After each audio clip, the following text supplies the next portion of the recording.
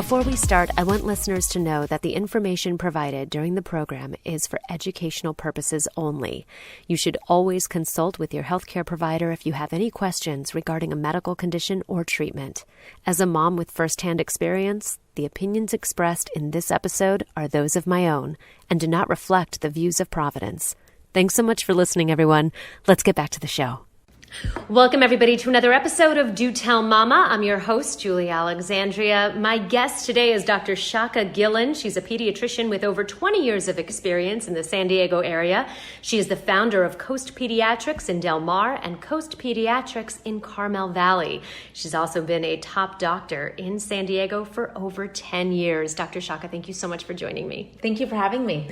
When it comes to being a pediatrician, it's more than just putting a Band-Aid on or diagnosing a child. Your job is to be there for parents as well. So tell me about basically the breadth of your job as a pediatrician.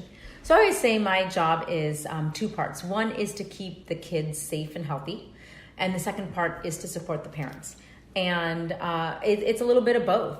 You know, it's being there for when our babies are born to make sure that they're growing properly. But also, for example, for that, it's to make sure I'm there to support the moms who are breastfeeding, who are not breastfeeding, who are going back to work, to help guide them through that whole process. Oh, breastfeeding. It's more difficult than it looks.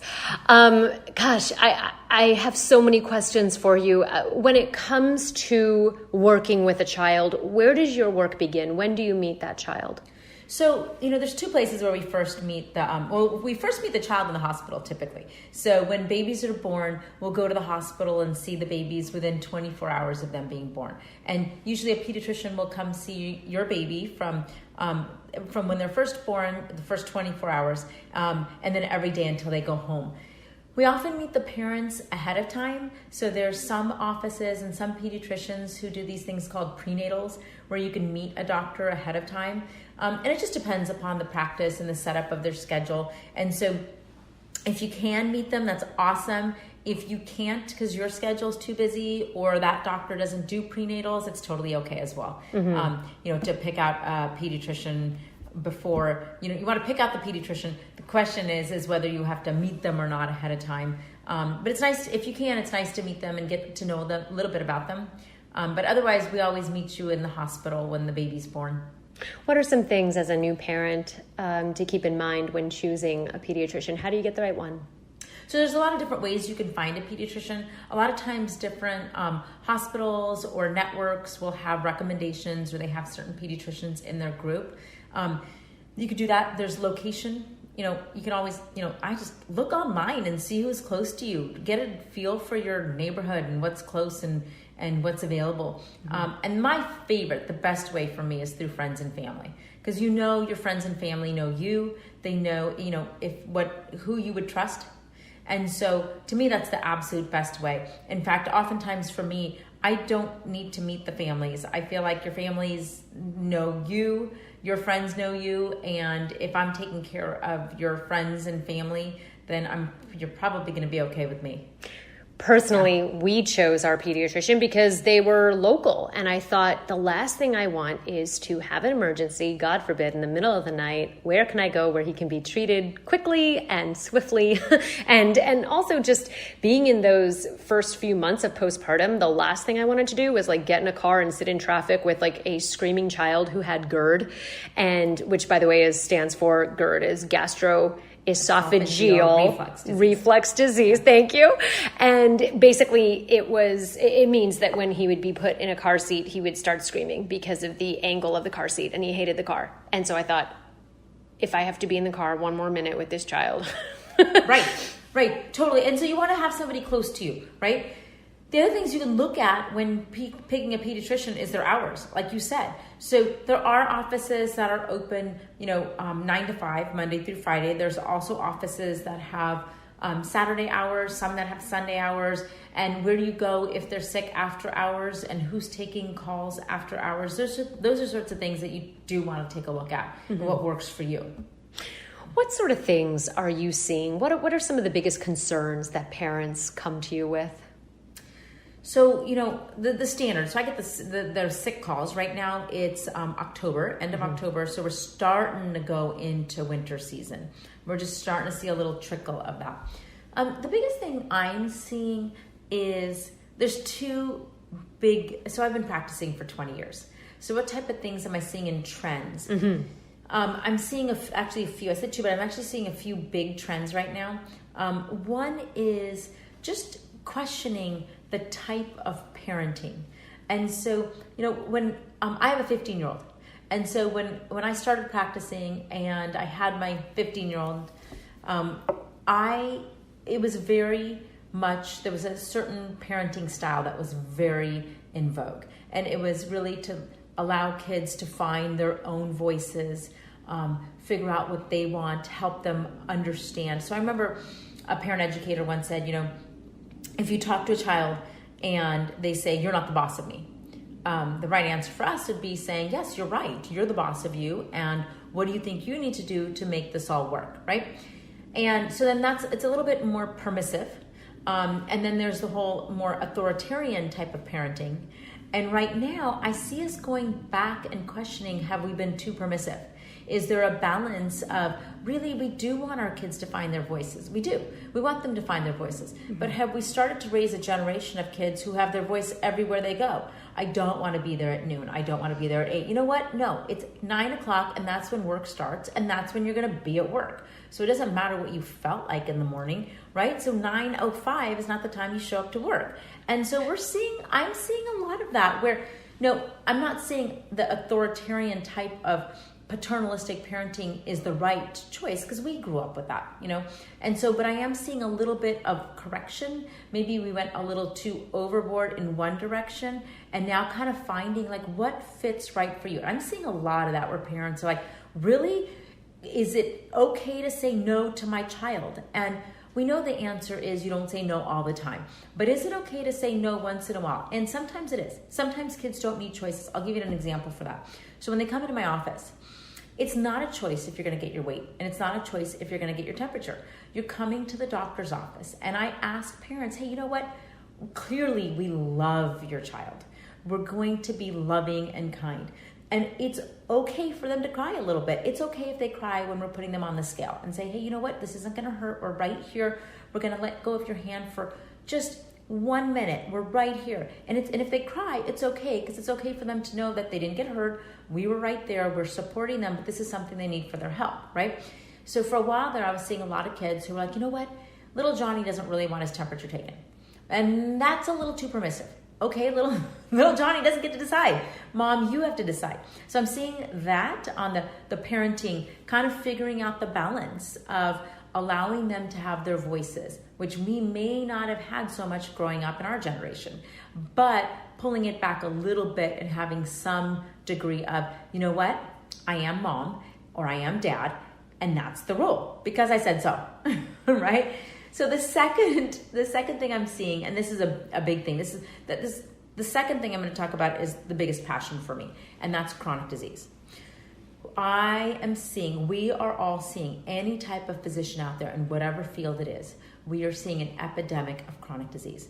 It's because we are swimming. We are completely surrounded by an environment now, a culture that's been hijacked by big business for food, chemicals, sugar.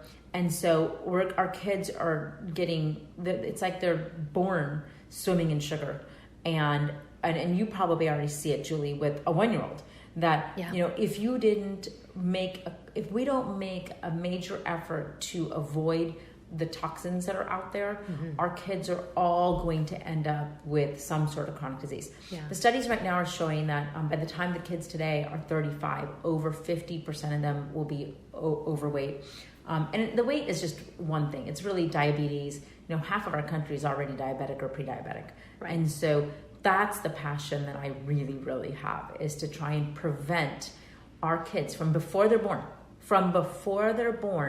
to whenever I can get my hands on them, and the kids and the families, and that we can make a difference. We have to do better. Because if we just do status quo right now, we're going to end up having our kids have some sort of chronic disease, diabetes, there's this thing now that I hadn't heard of when I started practicing medicine, is non-alcoholic fatty liver disease.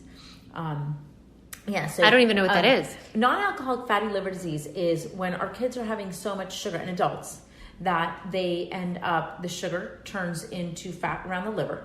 And it is just like alcoholic fatty liver disease. This is non-alcoholic fatty liver disease. And it's basically, it's just encompassing the liver. And we are seeing in kids as young as 2 years of age. There was actually the landmark study was done here in San Diego 10 years ago. And they looked at kids' livers, and they had over 10% of kids actually had non-alcoholic fatty liver disease without knowing. And so it was a huge amount of kids that is incredible. Mm-hmm. And that's just one way. And what's the significance? It's not just to complain about it or to scare everybody, but to recognize that what we're doing isn't working, and we have to take a stance. So there's a lot of things that are happening in our culture and our environment, in the scientific community. The American Academy of Pediatrics over the last year has either endorsed, recognized, or come up with their own guidelines. So in April of 2019, we now have guidelines to really emphasize that we shouldn't be having juice and sugar-sweetened beverages. And that's really what we're seeing in pediatrics, is to make major preventative actions to make sure that our kids don't end up sick. Mm-hmm.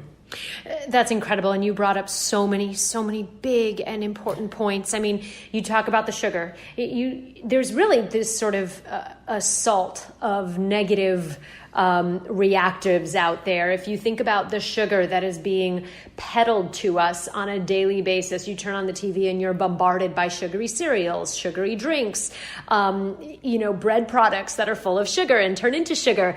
And then you have your microwave on and you've got your cell phone in your pocket. And now you are opening yourself up to getting all this, cell phone rays and data. And someone said that if I don't put my cell phone on airplane mode when I go to sleep and put it away from my head, meaning not on my nightstand, that it's basically like being inside a microwave because it's constantly searching for signal. Okay, so there's that. Then you look at the plastics. I mean, I'm afraid to eat fish because they say the fish have ingested the plastics that are in the ocean that have polluted our oceans. And then by proxy, you are ingesting said fish and you are ingesting plastic. And they talked about the microplastics. And I thought, is my child safe? I mean, I could drive myself mad thinking about all of these horrible things that are going to be knocking down the door of my 1-year-old. I mean, I heat up his bottle and we went with plastic bottles versus glass bottles because I was afraid of breaking them and they were a little heavier. And so I went with the plastic bottles, and now they're BPA-free plastic bottles, but that's only if you don't heat them up.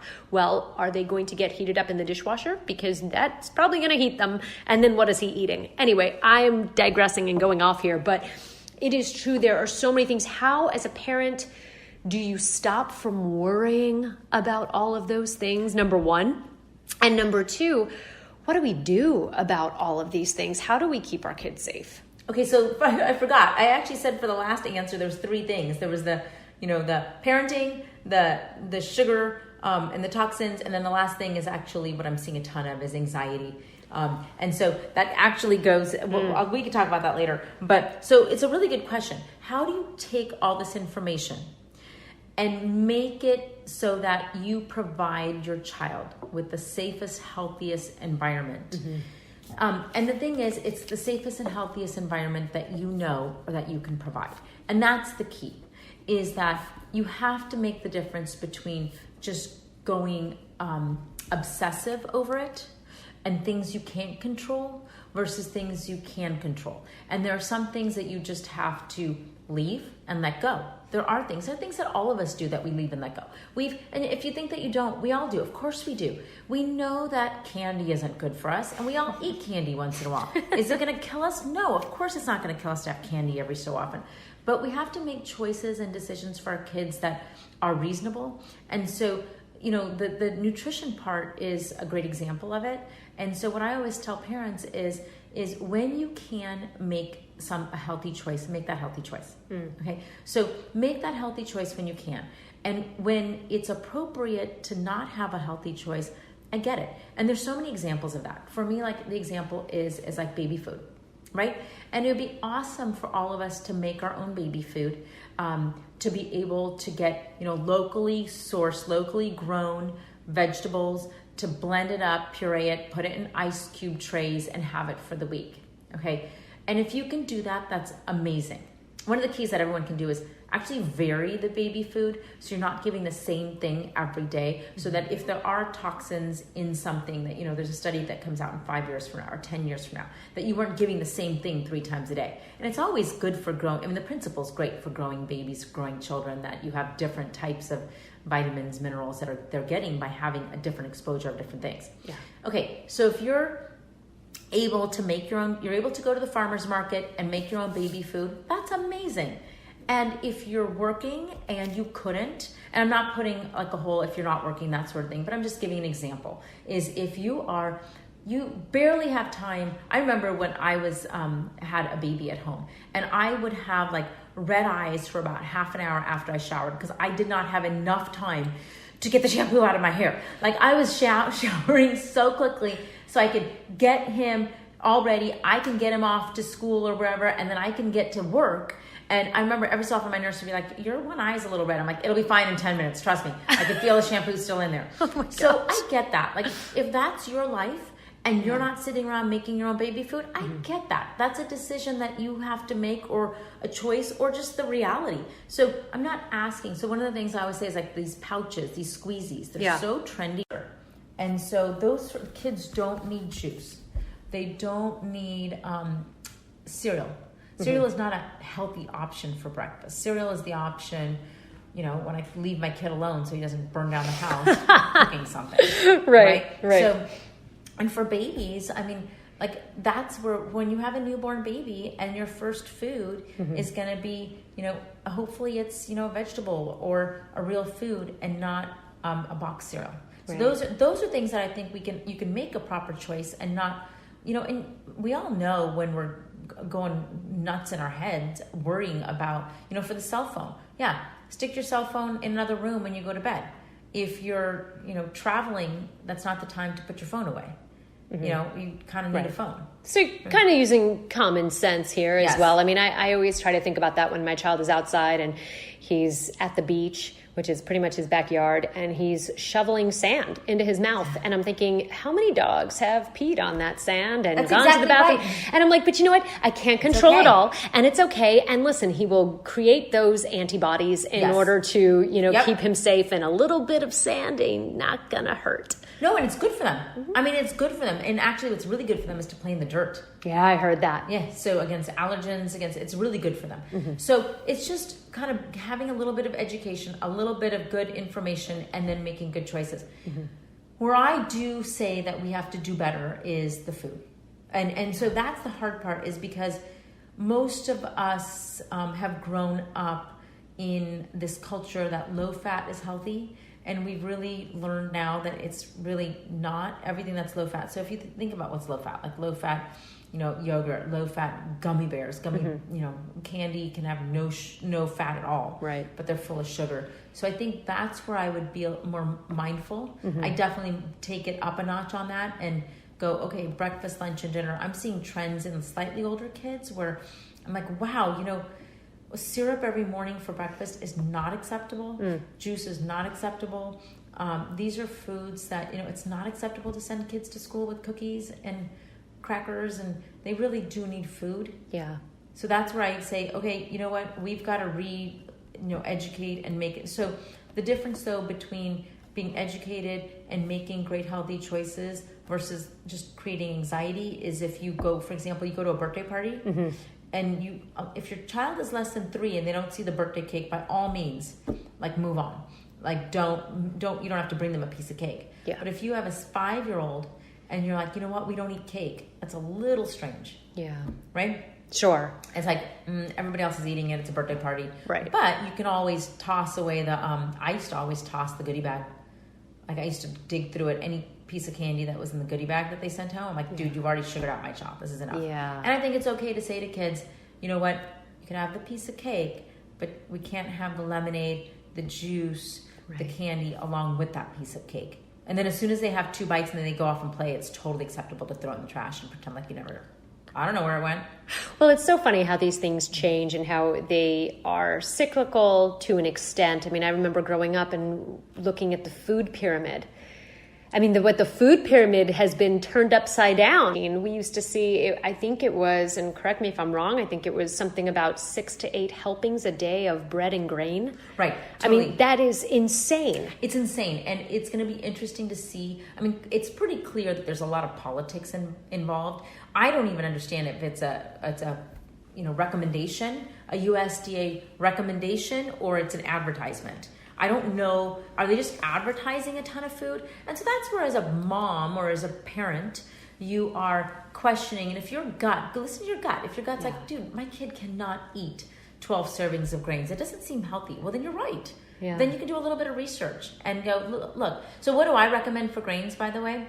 I don't think all kids need to be gluten-free, but I do think that you can limit. Our kids are getting way too many grains. They're getting way too many, and they're processed. And so it's like the one thing I do love about, I don't know if you read that book, Bring It Up Bebe by... French one. Yeah, the French one. Yeah. And so, do I think the French are better than the U.S.? No, I don't. But I think that there's things that we can look at. And one of the things they do is they just incorporate grains when it's a natural, normal, more of an adult type of thing. So they don't sit around giving kids crackers and pretzels and granola bars. But if the whole family's, for us, I would say, like, if the whole family's having sandwiches, you don't have to take the bread off the sandwich for the child. Right. And then again, I really do wonder why in the world we're giving rice cereal or cereal at all as a first food to babies. I definitely think that people should question that. Like, why are we giving that? It comes in a box. It's made in a factory. Yeah. Give them something real. That is so true. I remember it was the first thing that my pediatrician had recommended. Well, they're ready for rice cereal. Guess what? My kid didn't like it, so he didn't eat it. Well, I'll tell you that it's the first thing I was recommending forever. Mm-hmm. I was recommending, that's what I was trained to do. That's what I learned how to do. Mm-hmm. That's what I gave to my son. And then, then there was that whole, rice arsenic, right? Right. About 10 years ago. That's right. Right. Yeah. Then we moved from rice to whole grains. Yeah. And then really for me, it's been the last 5 years. I'm like, why are we giving something out of a box to our kids as a first food? Mm-hmm. And I think, I think a lot of your listeners are either, about to have a baby, they have a little one at home. And I think it's important to just make some mindful choices starting from when you're pregnant. And so I'm not saying cut out everything that you love. It's what I say is the first thing to do. If I get 2 things to do. Number 1, cut out things that you didn't actually care about in the first place.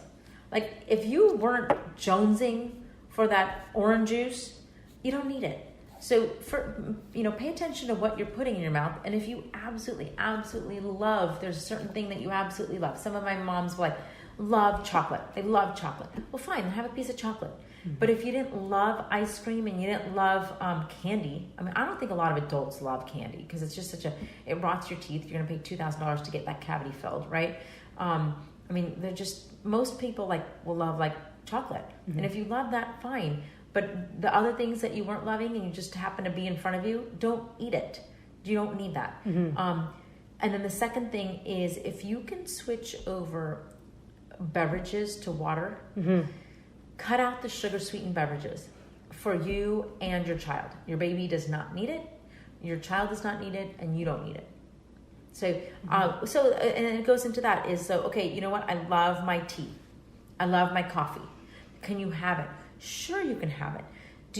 Does that mean you need that, third latte? No, it doesn't. And so make choices accordingly for that. Of course. Do you see a correlation? You mentioned this a little bit earlier. Do you see a correlation between what we are eating and this epidemic of anxiety that we're seeing in kids? Yes. And it's interesting. So I'm seeing anxiety as well as issues with behavior and focus and what we're feeding our kids. And, there's actually studies that go against that. There's studies that show that sugar has nothing to do with behavior and focus. And I just do an experiment on your own child and see what your child is like. Next time your child eats some sugar, see what they do. And I just have to wonder where these studies are coming from that don't show a correlation, because everything we eat plays a role in our bodies. It plays a role in, and not only behavior, but also headaches, constipation. I mean, it's clear as day to me is what you put in your gut causes how your gut is acting. Mm-hmm. It's coming up Halloween, and November 1st. I tell my kids this. Do not call me with your tummy ache, because there's a reason why you have a tummy ache, and it's the food, it's the candy you ate. It's not even food; it's the candy you ate on Halloween. Sure. Right?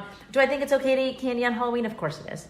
Of course it is. Do I think it's okay to eat Halloween candy for the next week? No, it's not. Mm-hmm. And by the way, don't. I think it's called virtue signaling, when you pretend to be doing something good. So. Don't be giving that candy that your child collected at Halloween.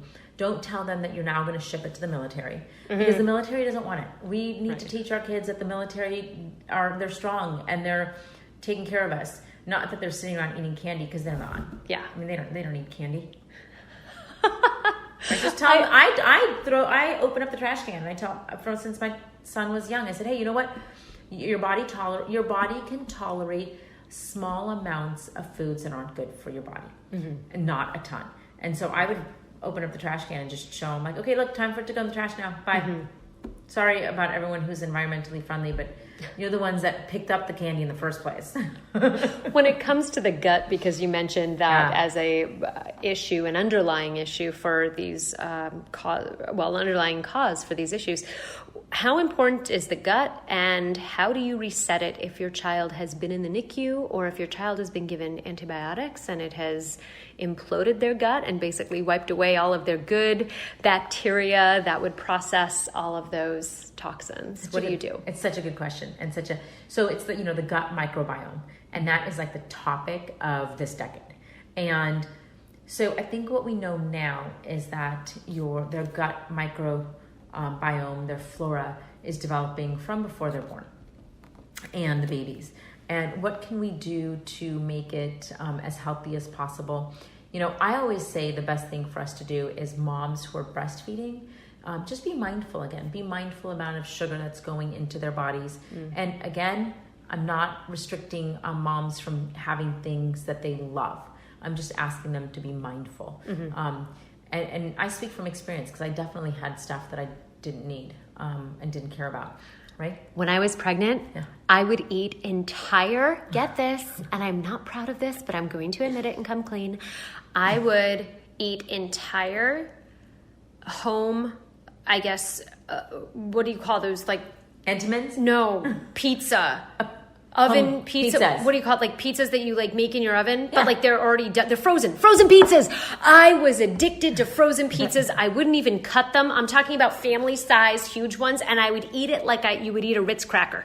I would just pick a spot on the Wheel of Fortune, and I would just bite into it, and I would work my way like I was some sort of pizza rat. And I once then looked at the ingredients. Yep. So you have to be mindful and go, wow. Like, could you eat a whole pizza? Yeah, sure, but make it healthy, right? Make it healthy. You don't. You can have you don't need all that spaghetti sauce. Cheese is good for you. Vegetables are good for you, but not probably what you were eating. Absolutely not. And granola bars go for that. Like, they're just candy bars. Yeah. Don't fool yourself. You were asking the question about the microbiome. Yeah. So yes, try and be mindful. I definitely, by the way, my excuse is it was like 15 years ago when I was pregnant, right? We didn't know anything back then. But really be mindful on that. I try and avoid antibiotics if possible in the first 6 months to first year. And it depends. There's some things you cannot avoid antibiotics for. That would be dangerous. If your baby has a urinary tract infection, pneumonia, you don't have an option. That's not when you sit around and have an option. But a mild ear infection for a 6-month-old, we can watch it. And that just means dedication. That means going back to the doctor the next day, seeing how the ears look. But that I would definitely do, is try and avoid for things like that. Question that comes around for babies is, are they better off getting probiotics? And I don't know the answer to that right now. My gut, pun intended, my gut feeling is I think it's better for them probably to just be totally natural right now and let the body do its thing. Yeah. Also because there's so many different studies that are out there with so many different probiotics. the probiotics, it's like saying antibiotics. There is a whole aisle in every, organic, natural grocery store of probiotics. Which one is it? Is it Reuteri? Is it Lactobacillus GG? Is it Acidophilus? Which one do they need? And so I don't know. Then it comes to the question you asked about the antibiotics. I think it's reasonable right now when doing antibiotics to also have the Lactobacillus GG, and that's available, at the market. And you just want to make sure you don't give it at the same time as the antibiotic. And I think that's probably reasonable. There's probably enough studies done that you can give that if your child is on antibiotics. And talk to your pediatrician again about which one's the best. VSL, Cultural, there's different brands that there are that have the Lactobacillus GG. That's been the studies have been shown to help out with the diarrhea, just maintaining that healthy growing gut that you want. And along those lines of talking about the gut and helping our immune systems, let's talk about vaccines, because this is a hot button topic. I know a lot of people have very strong thoughts on this. I, for one, thought one way, and then when my child was born, I changed my mind because of just my personal birth experience and what I felt was doing the right thing by my child. Why, I guess the biggest question that I had before I started looking into it was, why are we giving kids so many vaccines at once? Whereas when you were a child, when I was a baby, I'm an 80s baby, we did not get this many. Why are we getting this many? And have they been proven if this is sort of the test generation? It's a great, great question. And I think, first of all, something you said was interesting. And it's like, you may go into this whole experience with preconceived expectations, notions. I've even had friends of mine, parents, moms, who have gone into this going, I'm not breastfeeding. I am not breastfeeding. That's not going to happen. And I'm like, just give it a chance. Like, we're not going to force anyone, but just keep an open mind. And they, lo and behold, at 1 year, I'm like, you're still breastfeeding. So it's just kind of keeping an open mind.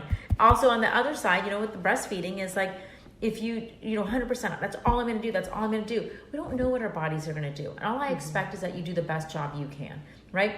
Okay, so when it comes to vaccines, why do we have a lot more vaccines than we did when we were kids? And I was, 70s baby. Yeah. So it's because we got better. People were dying of the diseases that we now have vaccines for. What do we have vaccines for that we didn't have vaccines for when we were kids? Let's talk about pneumococcus, Prevnar, right? That is a meningitis vaccine. It's the same bacteria that can cause ear infections, sinus infections. You can have somebody walking around with a sinus infection, walking around with an ear infection. And by the way, your baby, when they're less than 3 months of age, that blood-brain barrier hasn't closed. And so they could have a little cold, an ear infection, that then turns into meningitis. And so I'm answering two questions at once. Why? Is because we're lucky. I was back in the day, I remember practicing medicine when I had a baby in front of me with a fever that I couldn't get to the hospital in time. I couldn't get a line in.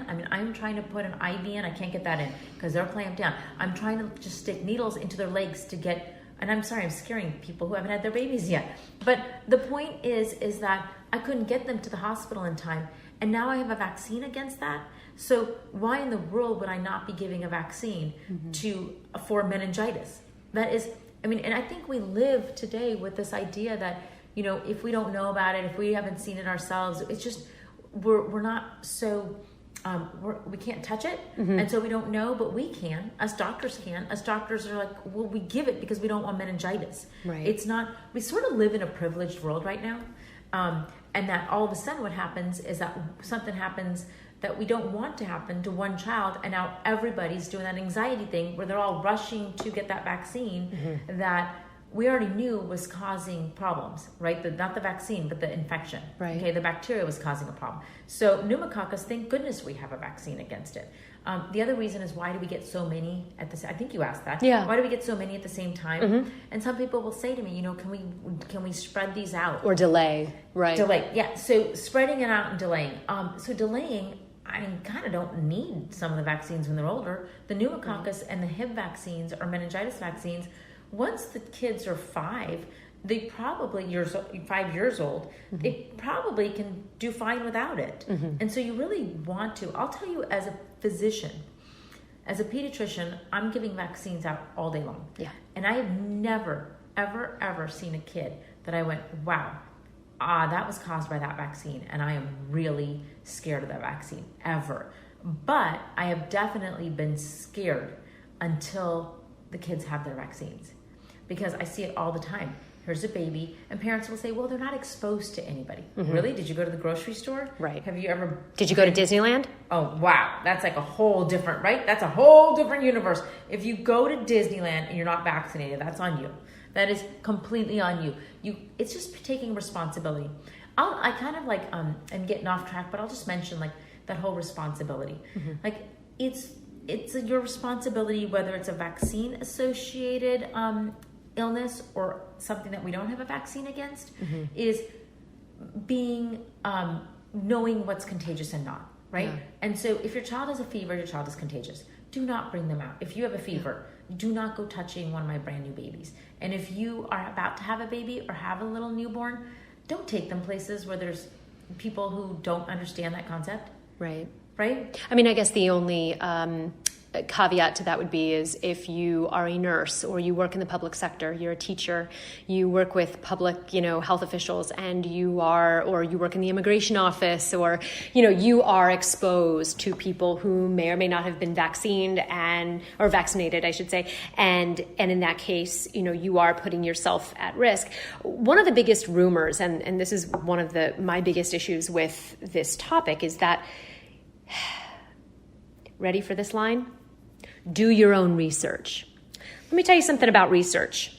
And this is what I say to those people who say, do your own research. Sure, do your own research and consider the source.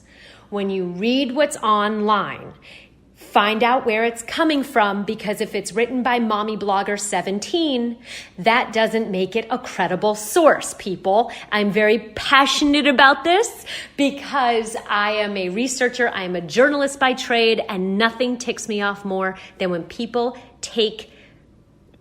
just take it at face value and do not dig deeper. So yes, do your own research. I think one of the biggest fallacies out there, and please, I'm going to give you a platform, Dr. Shaka, to dispel this rumor. One of the biggest things I hear from parents who don't want to vaccinate their children is, well, the doctors are getting kickbacks from the pharma companies, so why should I subject my child to that? Let everyone else do it. My child is better than that. And no, they're not saying that, but by proxy and you not vaccinating your child, you are saying that. So from here, right now, please set it straight. Are doctors getting kickbacks from Big Pharma? Never, ever, ever, ever. I'm so glad you brought that up. No, my goodness, no. If you knew, so I'm going to tell you that not only do we not get money from it, if people knew how much money physicians made, pediatricians are the worst, because we will give out a vaccine that costs us $163, and we will allow the insurance companies to pay us $162.98. And if you ask the physician, they'll say, well, we're going to work on it. We're going to work on getting reimbursed a little bit better. You're going to work on basically you're paying your own money to vaccinate. And why is that the case? Because we don't want a child we would never not allow a child to go out there into the world and get a disease that could be preventable. And so not only are we not getting a kickback, but the majority of the times we're not actually even making any money on these vaccines. Mm-hmm. If it could be up to me, I would send everybody, I would have them come in, tell them my recommendation, and have them go get it at public health. Mm-hmm. It's actually a pretty big burden on pediatricians to have vaccines in our office. Mm-hmm. We have to order them, keep them in the fridge, maintain them, all of it, and administer them. And oftentimes it's to hopefully make $2, let alone lose money. Mm-hmm. So we are not doing this for the money, but we are doing it from our heart. We are doing it from our heart because most of us have taken care of kids, whether it be with influenza or meningitis, that was completely preventable. Is there any case or any situation where a child should not be vaccinated or a parent should decline or delay or space out? Absolutely. There's times. So it's the other side. It's interesting because I get the families that are nervous about vaccines, but I also get the ones that are like so eager to get them. If your child has a fever, let them fight off what they have, and don't come in and get a vaccine then. So having a fever is a time when you shouldn't be getting a vaccine. I always think the first day or two of any infection, you shouldn't. I personally would like the benefit of not being sick. Now, if you're on day 13 of a cold that's almost completely gone, fine. I have no problem at that point doing a vaccine. But if we're on day 2 and yesterday we felt warm but we didn't quite have a fever, let your child play out that illness before they get a vaccine. Mm-hmm. There's absolute contraindications, which is a fever, but there's also some more kind of gray zone of what we're comfortable with. Mm-hmm. I tend to feel like, especially with an older child who isn't, exposed to, their bodies can fight a lot, is if they're a couple days into an illness, I'd rather them fight their illness than be getting a vaccine. What about autoimmune diseases? If a child is born with an autoimmune disease, does that preclude them from getting vaccinated? No. And so the autoimmune diseases, it is something though that when they're older, that they should work with their physicians, because some of the autoimmune diseases you're on medication for, and so you don't want to give. Is the vaccine going to cause a problem to that child? Probably not, mm-hmm. But sometimes they're on meds and they won't even form an immune response to it. So I do take that. That is important to me. And you talk about autoimmune. We're actually seeing a lot more autoimmune diseases, and so I think sugar plays a role in it. I do. I think the nutrition plays a role in it, and so it's just another reason why we need to, again, not be anxious and go nutty over it, mm-hmm. But we do need to keep trying to do the best job we can with nutrition. And that brings me to my next topic, my next big question for you here. And I know that we could do an entire episode just on this alone, but it in part ties in the vaccines and also the dietary issues that we're seeing. Why are we seeing such a spike in autism? Oh, wow. That's a really big question. I don't know. I think there's a lot to it. So there's a lot of different things to it. Number one is there's actually more diagnoses so we can get kids with care. Okay, so it's not that we're actually seeing more autism as much as we're seeing more diagnoses because, well, number one, we're more aware of it. And then number two is we do want resources, so we make the diagnosis so we can get the resource and we figure out later if there actually was a diagnosis or not. Number two is I'm going to stick to the stuff that's science-based, and that is that we do have more advanced age. We do, so advanced genetics and advanced genes and advanced paternal age has been linked with the Y chromosome. And number three is not completely proven, and that's what type of toxins there are. So I tell parents, I understand people saying, hey, we have more vaccines than we did before. But to me, the vaccines have been studied over and over and over again. They've been studied with 150,000 kids in one study type of, multiple times, mm-hmm. Over and over again. Whereas there's a lot of stuff that hasn't been studied. How about nutrition? Has that been studied? And it's linked to autism. Sugar, and it's linked to autism. I mean, if you look at the same curve, if you look at that curve, the X and Y curve with autism, you'll see the same amount of sugar intake with kids and how much kids are eating sugar. Now, do I think that by giving your child, a week ago, everyone that's listening, and they're like, oh my goodness, last week I gave them juice. Right. Okay, so that's not at all what I'm saying. I'm just saying that I do think we need to be mindful, and I do think that we have been giving our kids way too much sugar. Yeah, mm-hmm. We've been giving them way too much sugar. If they shouldn't be having the amount of added sugar that they have. Could it be something else, like you mentioned? Could it be a microwave? Could it be the cell phones? Sure, we don't know. Mm-hmm. But I do think that the studies have been done with vaccines. Those studies have been done. Do the vaccines, is there any link with any vaccine study and autism? No, there isn't. And do right. I feel like, and you can say, okay, well, those are being done by companies and people are being paid off and, mm-hmm. pharmaceutical companies. I'll tell you, I don't feel that I see that myself either. Mm-hmm. I don't feel that I see vaccines leading to autism. There's other things that are... Well, how damaging was that? You have an actress in Hollywood who had a personal experience. She has an autistic son. That was extremely damaging. It was extremely damaging. And why don't we follow her around and see what else she's doing and what she's been eating and what she's been doing in her life. So I want to be really careful not to completely bash her. But that was awful. And it's like, we all have that friend. We have that friend who's like, oh my goodness, this happened. And then you find out later that the story was like completely different. And you're like, well, what were you really doing? Mm-hmm. And so that was that was extremely, and it's what you just said, consider your source. Where is it coming from? Would I in my right mind listen to my doctor or Jenny McCarthy?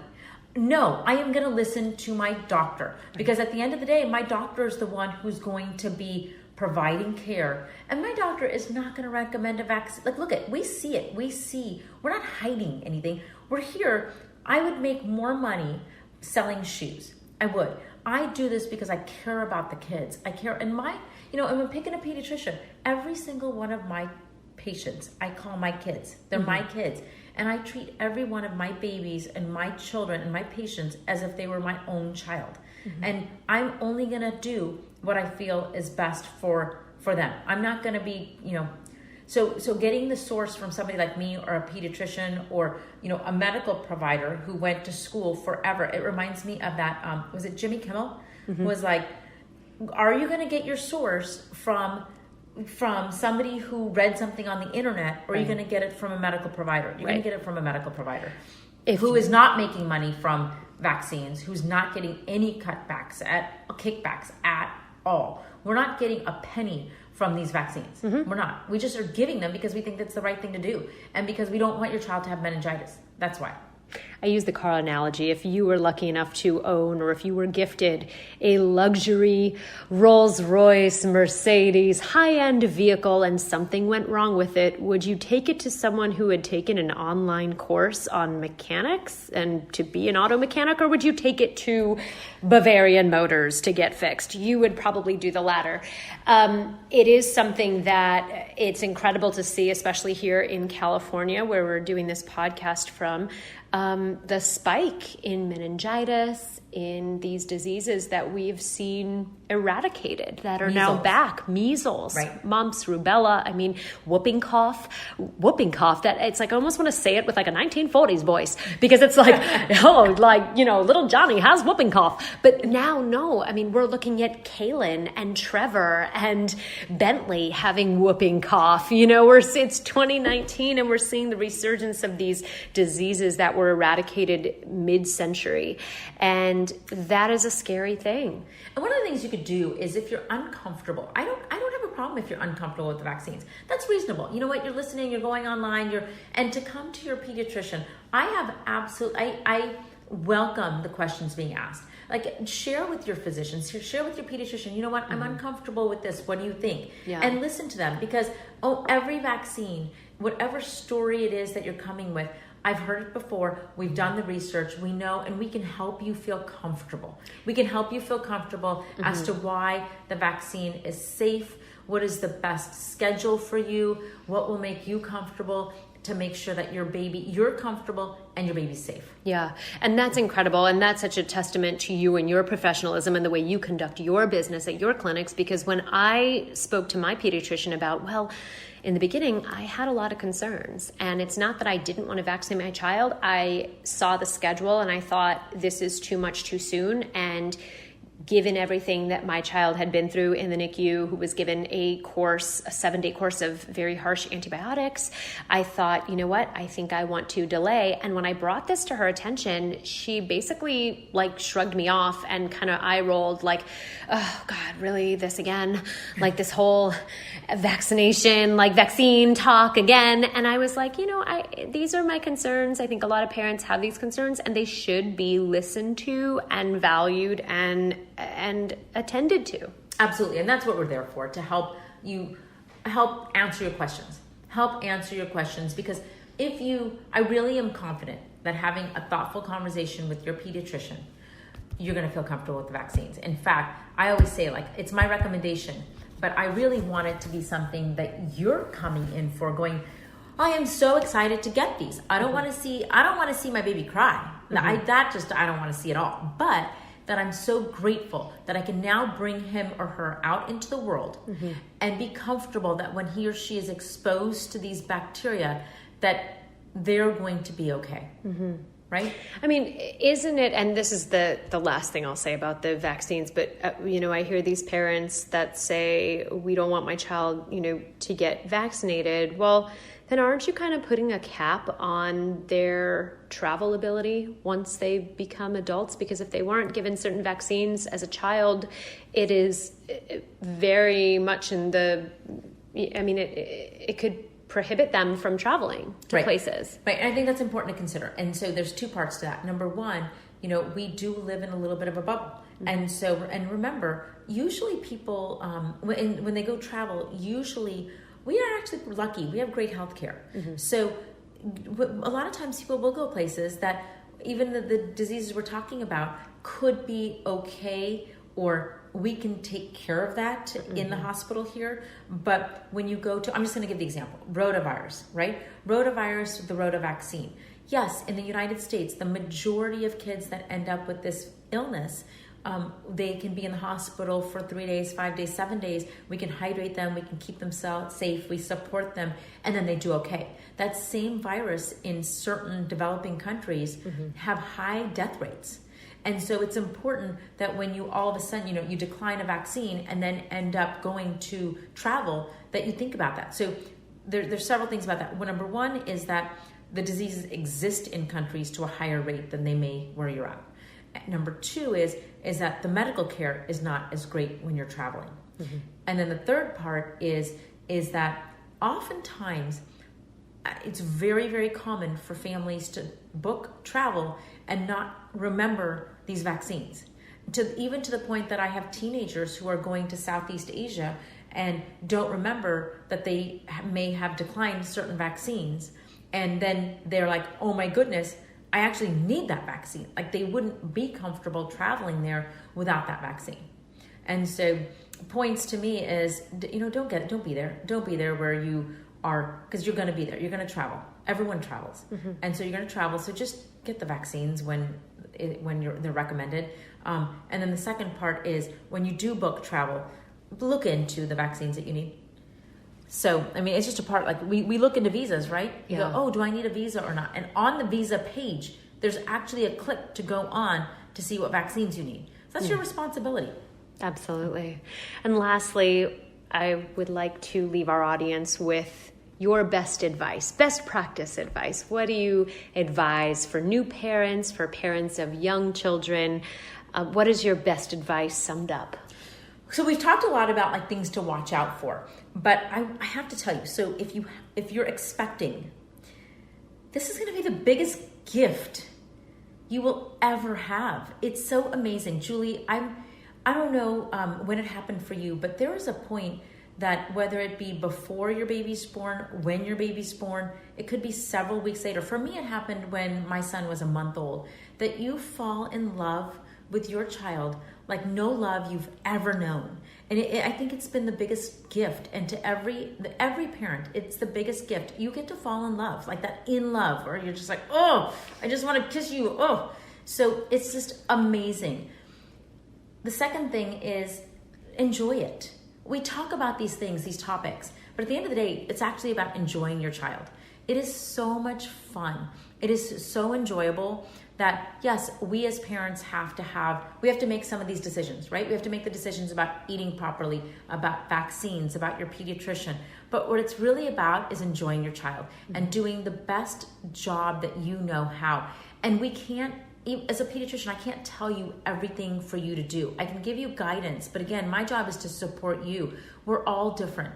Parent the best that you know. Parent in the way that you know how to parent, because that's going to be the best parenting for your child. We're not robots. Enjoy it. We're going to make mistakes. We're going to make mistakes, and we're going to, do things that are just amazing and go, wow, I can't believe I did that in a good way. And sometimes I can't believe I did that in a bad way. Yeah. We're here as resources for you, but enjoy this process because it's pretty amazing. And it goes by so fast. I'm already saying that. My kid just turned 1. I'm like, wait, I remember when you were a baby. It's amazing. It's amazing. Use your resources.